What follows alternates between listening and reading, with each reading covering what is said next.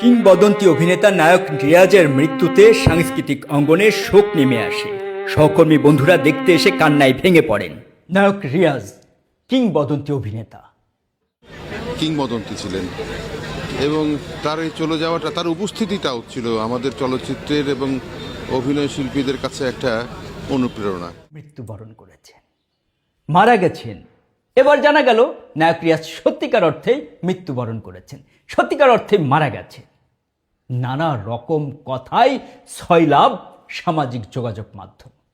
কি ঘটেছে নায়ক পাইলট রিয়াজের ভাগ্যে? সত্যি কি রিয়াজ বেঁচে আছে না মারা গেছে?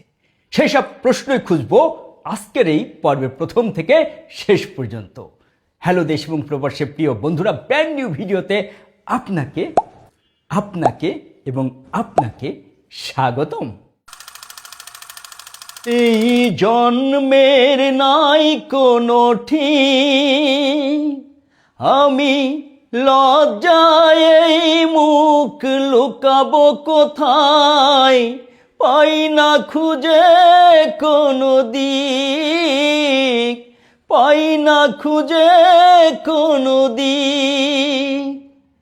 এই জন্মের নাই কোনো ঠিক, আমি লজ্জায় এই মুখ লুকাবো কোথায়, পাই না খুঁজে কোনো দিক, পাই না খুঁজে কোনো দিক। ওরে পাই না খুঁজে কোনো দিক, কি আমার পরিচয় ঠিকানা কি জানি না, হে জীবন আমি তো মানি না, মানি না, কি আমার পরিচয় ঠিকানা কি জানি না। প্রাণের চেয়ে প্রিয়, পড়ে না চোখের পলক, সবাই মনে রেখেছেন এই গানটি। কিন্তু এই যে এন্ড্র কিশোরের কণ্ঠে রিয়াজের এই গানটি অসম্ভব সুন্দর, অসম্ভব রকমের জনপ্রিয় হয়েছিল তখন, দারুণ। রিয়াজ এই সিনেমাতে প্রাণের চেয়ে প্রিয়তে তার জন্ম পরিচয় খুঁজে পাচ্ছেন না। রাজীবের সঙ্গে সেই যে শেয়ানে শেয়ানে লড়াই, দারুণ অভিনয় করেছিল। সেই থেকে রিয়াজের আর পেছন ফিরে তাকাতে হয়। 95 সালে বাংলার নায়কদের যাত্রা শুরু, তারপর অজান্তে দিলীপ বিশ্বাসের, তারপর সালমান শাহের সঙ্গে প্রিয়জন। আস্তে আস্তে সিঁড়ি ভাঙছিল রিয়াজ। সালমান শাহের সঙ্গে অভিনয় করতে যেয়ে তিনি বুঝলেন যে না, ইম্প্রোভাইজেশন করতে হয়, স্ক্রিপ্টে যা লেখা থাকে সেটি আসলে অভিনয় নয়। সালমান তাকে ধরে ধরে শিখিয়েছিলেন যে এই জায়গাগুলো এরকম করে করতে হয়, তুমি নিজের মতো করে অভিনয় করবা, স্ক্রিপ্টে যা লেখা থাকে তো থাকবেই, কিন্তু তোমার ইম্প্রোভাইজেশন করতে হবে, নিজেকে আরও বেশি ইম্প্রোভাইজড করতে হবে। রিয়াজ আস্তে আস্তে অভিনয় শিখছিলেন। তারপর সালমান শাহের মৃত্যুর পরই প্রাণের চেয়ে প্রিয় সহ অসংখ্য, সালমান শাহের মন মানে না যে সিনেমার 50% শ্যুট হয়ে গিয়েছিল মতিন রহমানের শাবনূরের সঙ্গে, সেই সিনেমাতে জুটিবদ্ধ হয়ে প্রথম অভিনয় করলেন। তার তো অভিনেতা হওয়ার কথা ছিল না, পাইলট হওয়ারও কথা ছিল না। রিয়াজ স্থপতি হবেন, তিনি ইঞ্জিনিয়ার হবেন, বুয়েটে পড়বেন।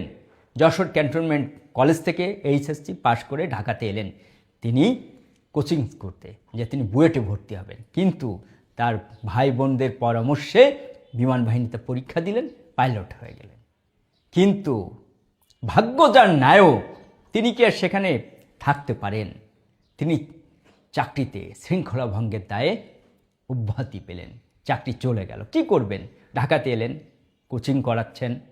আর তার বোন সুচন্দা, ববিতা আর চম্পা, এই চম্পা 3 বোন, স্বাস্থ্য বোন, তাদের পরামর্শে একদিন এলো এফডিসিতে শুটিং দেখতে।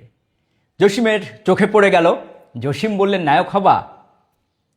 রিয়াজ তো রাজি না, কারণ তার মা ধর্মভীরু, মা কোনো মতেই সিনেমাতে নায়ক হতে দিবেন না। ববিতা বললেন চেষ্টা করো, কিছু একটা হতে পারবা। নায়ক রিয়াজ মাকে কনভিন্স করলেন, রাজি করালেন সিনেমাতে অভিনয়ে। বাংলার নায়ক মুক্তি পেল সোনিয়ার সঙ্গে, সেখানে দারুণ অভিনয় করেছিল। তারপর তো আমরা জানি বাকিটা ইতিহাস। একের পর এক সিনেমা। সালমান শাহ মৃত্যুর পর রোমান্টিক নায়ক হিসাবে যে কয়জন নায়ক এসেছে, ফেরদৌস, শাকিল খান, শাকিব খান, রিয়াজ সবার উপরে ছিল সেই সময়টাতে সালমান শাহ মৃত্যুর পর। দারুণ একজন অভিনেতা, 3 বার জাতীয় চলচ্চিত্র পুরস্কার পেয়েছেন, আর মেরিল প্রথম আলো পুরস্কার পেয়েছেন 7 বার। এই হলো জাত অভিনেতা রিয়াজ। জাত অভিনেতা হতে তাকে হেল্প করেছিল সালমান শাহ, সে কৃতজ্ঞতা তিনি প্রকাশ করেছিলেন। কিন্তু রিয়াজ একটি জায়গায় ভুল করলেন। আস্তে আস্তে যখন কেরিয়ার তিনি নাটকের দিকে নিয়ে গেলেন, হুমায়ূন আহমেদের পরামর্শে হুমায়ূন আহমেদের সঙ্গে কাজ করতে শুরু করলেন, সেখানে তিনি সিনেমা থেকে দূরে সরে গেলেন, ফোকাস সরে গেল। রিয়াজ আস্তে আস্তে সিনেমার থেকে সরে নাটকে চলে গেলেন। তারপর আরও একটি বড় ভুল, আওয়ামী লীগের রাজনীতির সঙ্গে জড়িয়ে গেলেন। সেই রিয়াজ মৃত্যুবরণ করেছেন 5ই আগস্টের পর। গত 23 ডিসেম্বর পুরো সোশ্যাল মিডিয়া জুড়ে 6 লাখ রিয়াজ মৃত্যুবরণ করেছেন, রিয়াজ মারা গেছেন। সব জায়গায় সংবাদ প্রকাশ হতে শুরু করলো। রিয়াজ কি সত্যি মারা গেছে? এত বড় নাকি কেউ তাকে মেরে ফেলছে? এই ষড়যন্ত্র কেন?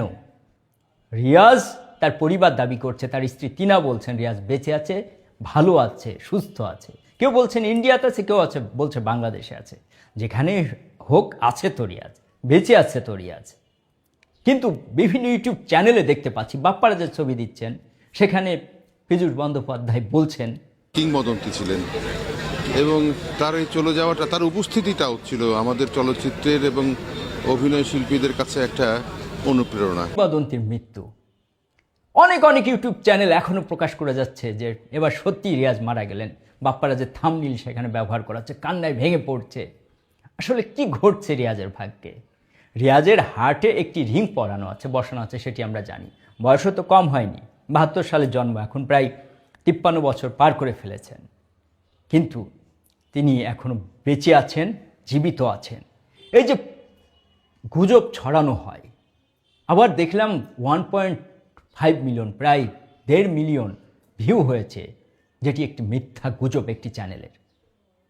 এই যে গুজব ছড়ানো হচ্ছে, রিয়াজকে মেরে ফেলা হচ্ছে, এফডিসিতে খোঁজ নিয়ে জানা গেছে শিল্পী সমিতি বলেছে এসবের বিপক্ষে তারা প্রতিবাদ করবেন। কি প্রতিবাদ করবেন?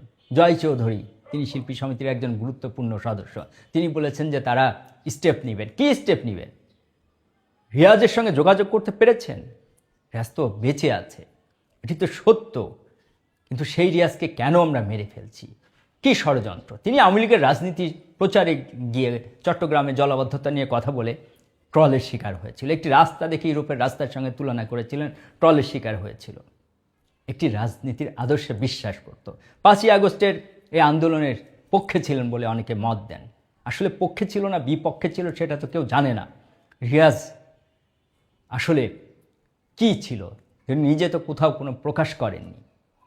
আলো আসবে নামে একটি গ্রুপ ছিল, সেখানে ফেরদৌস ছিল, যে কারণে রিয়াজকেও ধরা হয়, সেই গ্রুপে রিয়াজ ছিল। তাই থাকতেই পারে।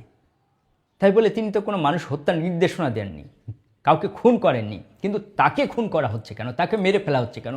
বারবার বিভিন্ন ইউটিউব চ্যানেল, ফেসবুকে প্রচার করা হচ্ছে, বিভিন্ন ভিডিও বানিয়ে রিয়াজের মৃত্যুর গুজব ছড়ানো হচ্ছে। আসলে রিয়াজ সুস্থ আছেন, ভালো আছেন, তার হার্টে একটি রিং পরানো আছে, কিন্তু এখনও ভালো আছেন। 53 বছর বয়স রিয়াজের, খুব বেশি বয়স হয়নি, ভালো আছেন। আপনারা যারা বিভিন্ন দর্শক আছেন, আপনারা এই গুজবকে বিশ্বাস করবেন না। আসলে রিয়াজ ভালো আছেন। রিয়াজের যারা ভক্তকুল আছে তারা এই ভিডিওটাকে শেয়ার করে দিন, ছড়িয়ে দিন। রিয়াজ ভালো আছে। দেশ এবং প্রবাস থেকে যে সমস্ত দর্শক বন্ধু আজকের পর্বের সঙ্গে যুক্ত ছিলেন, সবার সুস্বাস্থ্য কামনা করি। দেশ এবং প্রবাসী আপনারা যে যেখানে থাকুন না কেন, নিজেদেরকে নিরাপদে রাখবেন। বিনোদনের নানা রকম খবর পেতে শান্ত স্টুডিওস এই চ্যানেলটির সঙ্গেই থাকবেন। এই জন্মের নেই কোনো ঠিক, আমি লজ্জায় এই মুখ লুকাবো কোথায়, পাই না খুঁজে কোনো দিন। ওরে পাই না খুঁজে কোনো দিক, কি আমার পরিচয় ঠিকানা কি জানি না। আজকের মতো আল্লাহ হাফেজ।